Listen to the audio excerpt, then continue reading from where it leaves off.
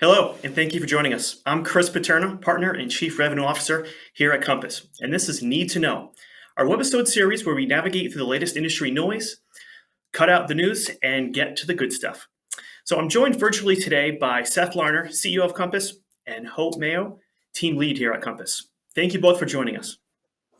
Thanks, Today's Chris. webisode is another episode in our continuing series regarding the retirement plan changes resulting from the Secure Act 2.0 bill. Now, this huge piece of legislation contains more than 90 provisions, and most of these provisions will come into play and take effect for your plans over the next few years. As always, we're going to provide you with the information regarding a few of these key provisions, and then discuss the advantages and the challenges with these, and then talk about our guidance for each rule and how we think it can affect your plan. So in today's webisode, we're going to get into a few topics. The 5 of them today are the new exclusions to the 10% early withdrawal penalty, a new emergency savings account option, changes to the R&D rules and requirements, auto-portability of small participant accounts to new plans, and lastly, some updates to the long-term part-time employee rules. So a lot to get to today. As always, we're going to save the Q&A section for the end of the webisode. I know a lot of people have many questions, and we already have a few in the queue. So please, if you've submitted questions ahead of time, thank you. If you have questions that come up during the webisode, please enter them into the chat box or save them to the end. And as always, if you have specific questions about your plan or how it affects your employees, please reach out to us after the webisode, and we'll address those specifically. So again, let's jump into it. We have a lot to cover today. And first up, we're going to toss it over to Hope, and she's going to discuss the new exclusions to the 10% early withdrawal penalty. Hope? Thanks, Chris.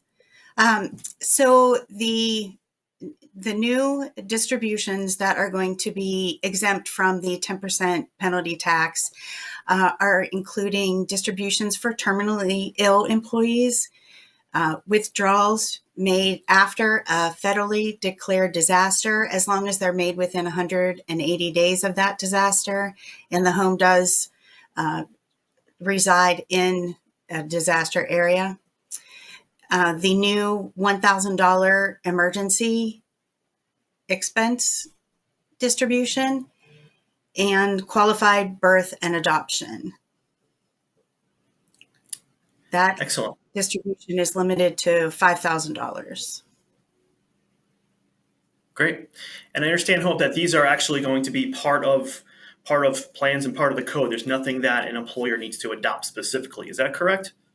That's correct. Those penalty taxes are assessed on a person's income taxes at the end of the year. They're not through the plan. The IRS takes full control of that. Okay, great. Thank you. All right, now move to our next one. And I'll handle this one. This is about the emergency savings accounts. So this is a new option, and I want to stress that it's optional. So this is something that your plan would have to elect if you feel it's right for you. So generally, how do these things work? The way they've been proposed is that these are designed to be used by non-highly compensated employees. So non-owners and highly compensated are not allowed to use these. This emergency savings account is meant to address the fact in this country that not enough people have money saved for short-term needs, hot water heater breaks, car repairs, etc. So a new employee joins your company, they start contributing. The first $2,500 of their contributions would actually be directed to this emergency savings account. And this has to be a true savings account, short-term instruments. It's not invested in the stock market. And employees have to be given the ability to withdraw at least once a month from this account, with the first 4 withdrawals per year at no cost, to them. Once they deplete that savings account, then future contributions would bring it back up to that $2,500 level. Once they get above that, then that employee's contributions can go into the 401k to whatever investments they had chosen, target date fund, stocks, bonds, etc. So that's generally how it works, noble concept. But let's talk about some of the challenges with this. Number one, who is going to be maintaining these accounts? Is it banks? Is it the large record keepers? Number two, if there's 4 withdrawals for free, it's pretty rare to find a bank or financial institution that's going to offer services for free nowadays. So, our belief is that those costs for those withdrawals and tax reporting would be passed on to the plan sponsor. The business would have to pay for those. And then lastly, one of the major challenges is, how do we coordinate with your payroll company and the record keeper and whatever financial institution is going to be handling these to flow data seamlessly back and forth? The first, $2,500 of contributions must go to this account. If they go above that, then they can start contributing to the 401k investment options. If they take a withdrawal, then payroll and the 401k vendor needs to know, so those contributions can be directed then back to the emergency savings account. So a lot of coordination will have to happen here. How exactly that's going to work, no one quite knows yet. There's no plan amendments or documentation that you can even sign yet for these types of accounts. So a lot to learn still about these. Our guidance for you would be to, take it slow. And even if these begin to be rolled out, sometime here in 2024, is to make sure that we know how exactly it's going to work, and can the payroll company and your HR payroll team internally and your 401k company all be on the same page. So we advise you kind of a wait and see. In addition, we don't know if this is something that every plan would want to elect. As I mentioned at the beginning, this is an optional provision. So right now we're recommending kind of a wait and see attitude on this particular item. All right, now we'll go to our third piece here, which is some of the changes to the RMD rules. And now I'm going to kick it back to Hope to talk a little about one of our favorite subjects here, which is RMDs. Okay. Hope. Thanks, Chris. Okay, so effective 1/1/2023, the RMD age has increased to age 73. Subsequently, in 2033, the age will increase to 75. There appears to be a technical glitch, since participants born in 1959 are going to be subject to RMD at the age of 73 and 75. So we're going to have to expect some guidance on that.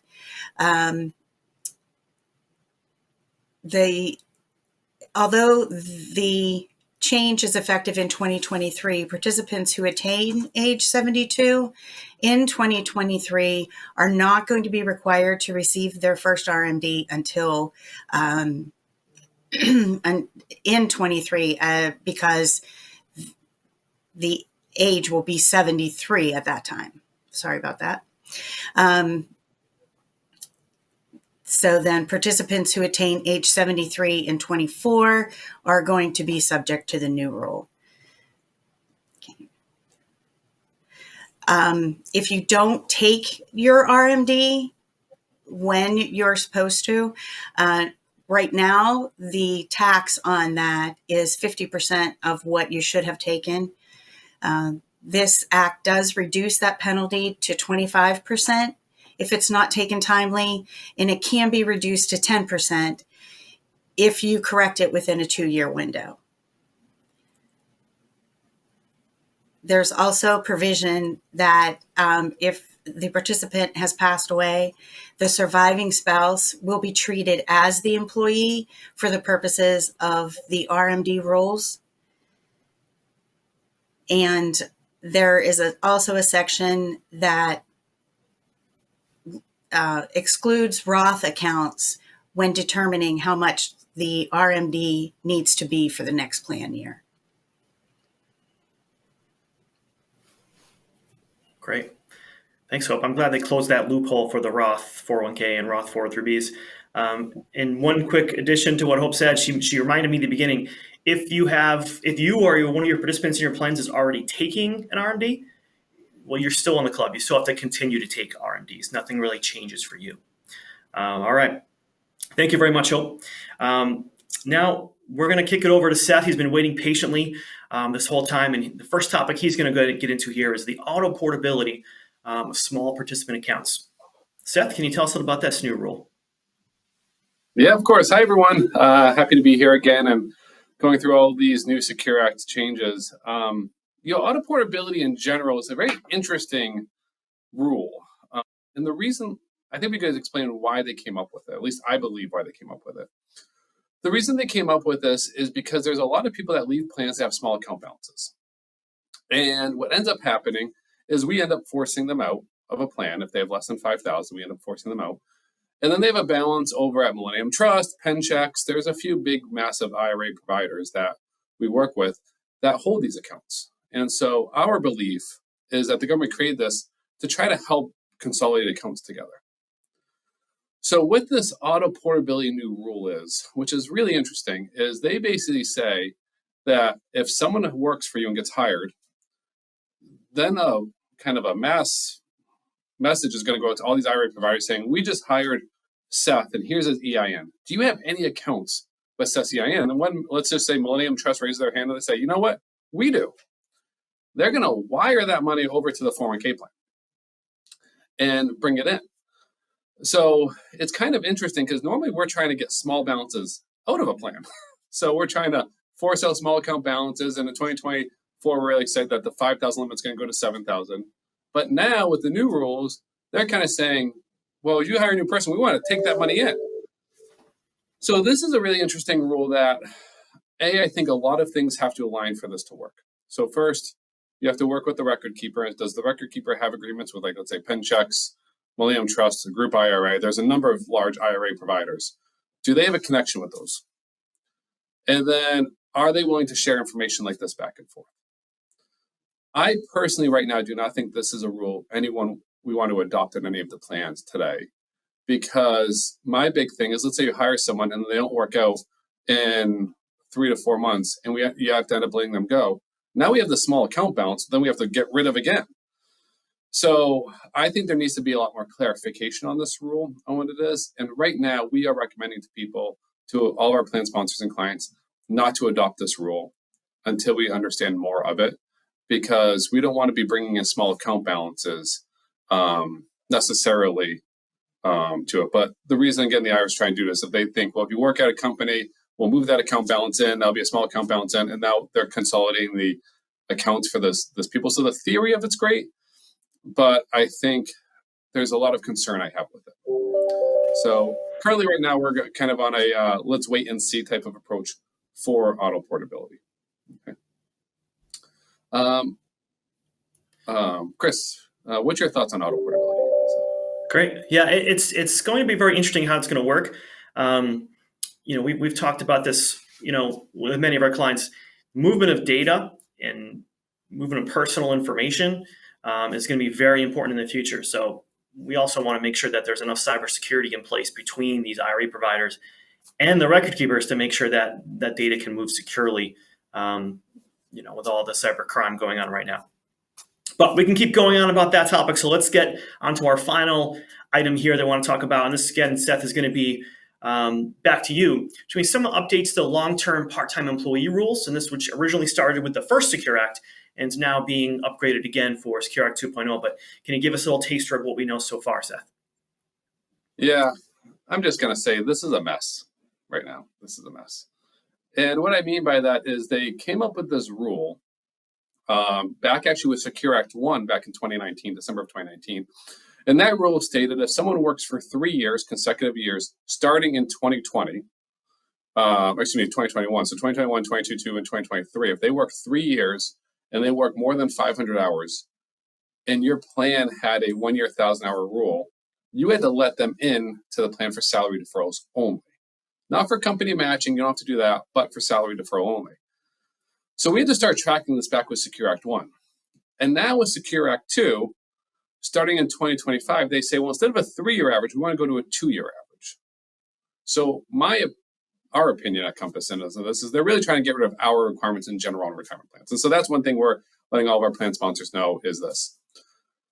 A few things, there's a lot of concerns we all have with it because the government has not given us any guidance on this. So we're really running blind right now. How the regs were originally written that we have to follow is if you have an excluded class, technically this rule does not, you have to let them into the plan. So if you exclude, let's just say, customer service representatives, Well, and they work more than 500 hours, you actually have to let them in because the reg states excluded classes are not excluded from this rule. We're trying to get guidance on that because we do believe that was a oversight on the drafting of the regulation. So that is one thing we're looking for guidance on. So that's one thing that gets us nervous. The second thing that gets us nervous too is vesting on this, believe it or not. So, and there's this kind of, the vesting issue we have is technically someone wouldn't get the match if you had a 1 year, 1,000-hour rule to get into the plan, to get the company match. They wouldn't get it when working 500 hours. However, once they start deferring salary into the plan and all that, we have to start tracking the hours. So let's just say the year one, the first few years, they only work 500 hours, but then they start working over 1,000 hours. We have to start tracking that. And the issue is tracking that can become very difficult when you start moving from one vendor to another vendor, when you're going in and out of eligibility. That can get kind of cumbersome. So one thing we're looking at is maybe recommending to change vesting to an elapsed time calculation method versus an hour of service method with that. So there is a lot of concern we have with this rule.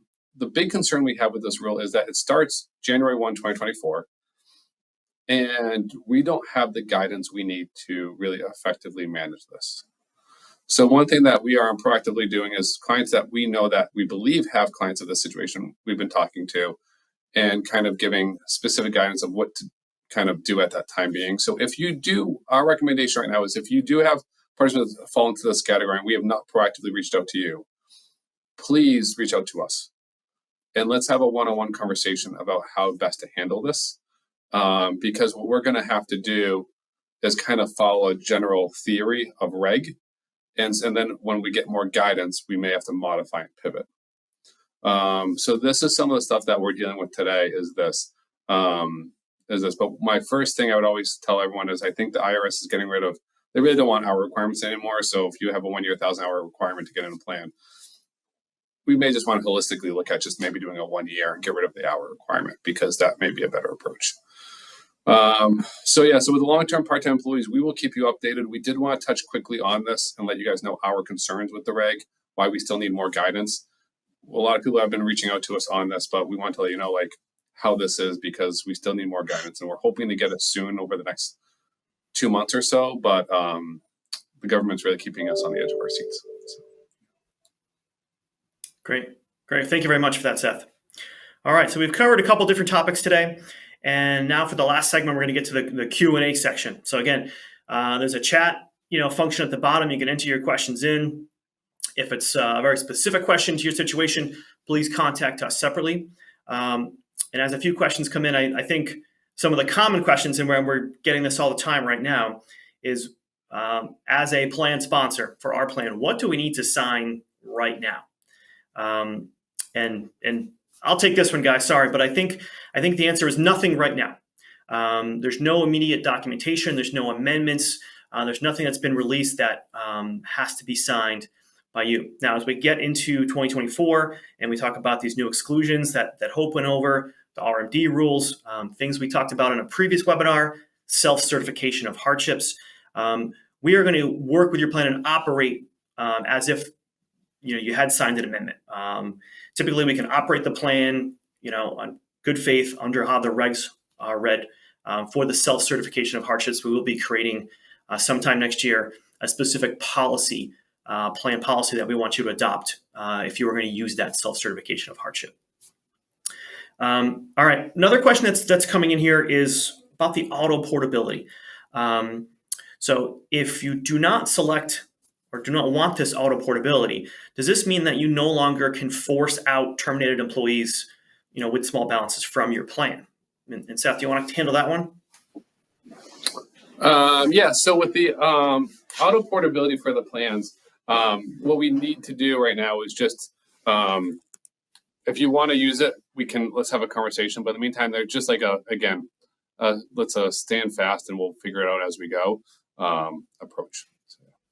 Yeah, and if you have current people in your plan, those rules are going from 5,000 to 7,000 is the limit. So we can still force out small balances from your plan. The auto-portability rules are more about plans, small balances coming into your plan. So it's kind of a distinction there we want you to understand. You can still force out small balances. This auto-portability is more about small balances coming into your plan. if you want and if your vendor is able to accept those. All right.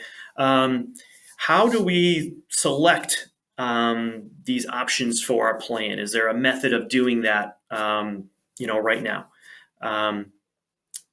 And I think, again, not to take anything away from Seth or Hope, who were great today, but I'll take this one. For many of the provisions, there's actually nothing that you need to do. But for some of the more specific ones, like the self-certification of hardships, please reach out to your relationship manager on your team here at Compass. But we'll be reaching out proactively as well later in the year to make sure that we're addressing each, of these major items as they come along. But also, please stay tuned for more updates as months and even the next year go by. We are waiting for a lot of guidance from the IRS and Department of Labor. And what they've said so far, a few things on the Roth catch-up rules, but not much other than that. So we're expecting a lot more next year. Yeah. All right, one question here. Go ahead, Seth. Sorry. Yeah, and one thing I was going to just add real quick on this too is just as a reminder, we're trying to batch things together for you to make life a little bit easier. So we're trying to batch maybe like 3 or 4 of these amendments together, or I should say policies together to do it. And also too, we're working with your record keeper. So some people that are working, let's just say with Transamerica, they may be up and running a little quicker than someone with a John Hancock because they have to update their back-end systems, which usually take about 6 months from when they feel comfortable to update. So just be aware that if you're, at the local restaurant, hanging out with a buddy who owns another business, and he says, "Hey, I got mine up and running in this," and you call, be like, "Why is it mine?" And maybe because of the record keeper you're with, or some things are outside our control. So we're going to try to get everything updated appropriately and quickly and batch things together.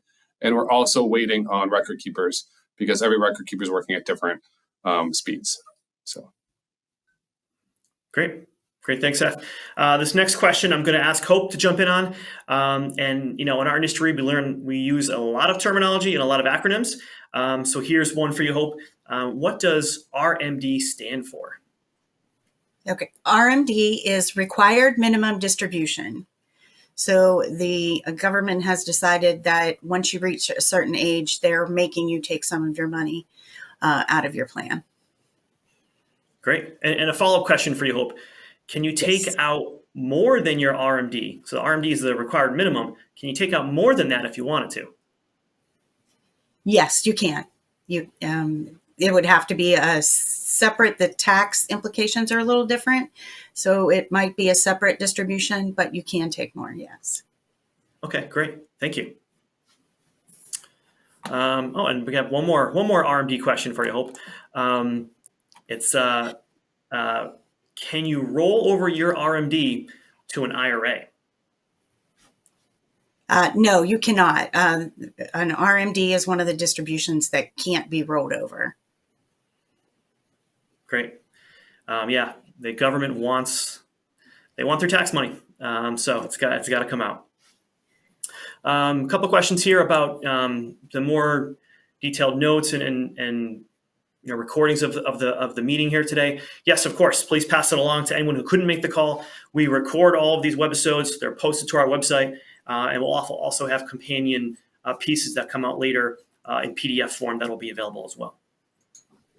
All right, so we're almost at the top of our show here today. I don't see any questions coming in immediately, but so we'll end it here and say thank you to everybody who joined us. Again, the recorded video of this will be available on our website, usually about a week to 2 weeks. But if you have any specific questions, please reach out to your team here at Compass, and we'll be happy to help you. We love talking about this stuff, and thank you for joining us today. We appreciate it. Thank you.